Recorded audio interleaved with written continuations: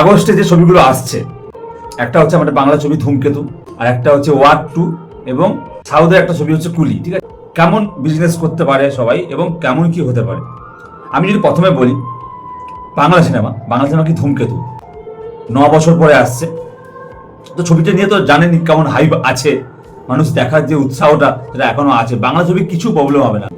যে কালকে টিজারটা রিলিজ হয়েছে না, টিজারের রেসপন্স দেখে আমি তো জাস্ট অবাক হয়ে গেছি। আমি এটা এক্সপেক্ট করেছিলাম, মানে টোটাল ফেসবুক, ইনস্টাগ্রাম, ইউটিউব মিলে মানে 6 মিলিয়নের ওভার হয়ে গেছে, মানে ট্রেন্ডিং এ উঠে এসছে। ভাবতে পারেন দেব শুভশ্রীর যে কালমাটা, রাবণ, খাদান সব রেকর্ড ব্রেক করেছে। মানে একদিনে যে টিজার যখন এসেছিল সবার রেকর্ড ব্রেক করেছে দেব শুভশ্রী। অ্যানাউন্সমেন্টটা হয়েছিল দেব শুভশ্রী যে ভিডিও, সেই ভিডিওটার ভিউজ বলুন তো, রিলসটা, বুঝতে পারছেন ক্রেজটা। এখনো পর্যন্ত মানুষ চায় দেব শুভশ্রী একসঙ্গে আবার ছবি করুক, তো হয়তো পরের দিকে ছবি করতে পারে।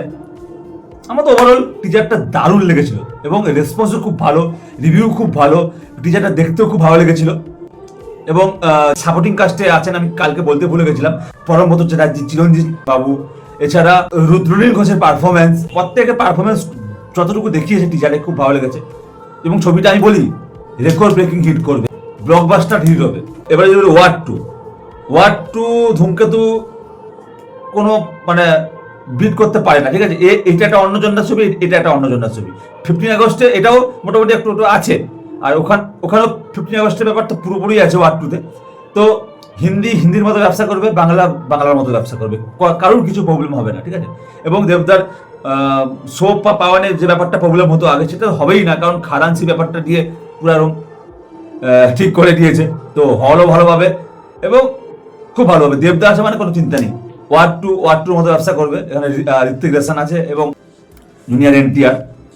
এবং তারপরে যে বইটা আসছে কুলি ছবিটা কুলির মতো ব্যবসা করবে, তিনটে ছবির মতো ব্যবসা করবে, কোনো চিন্তা নেই।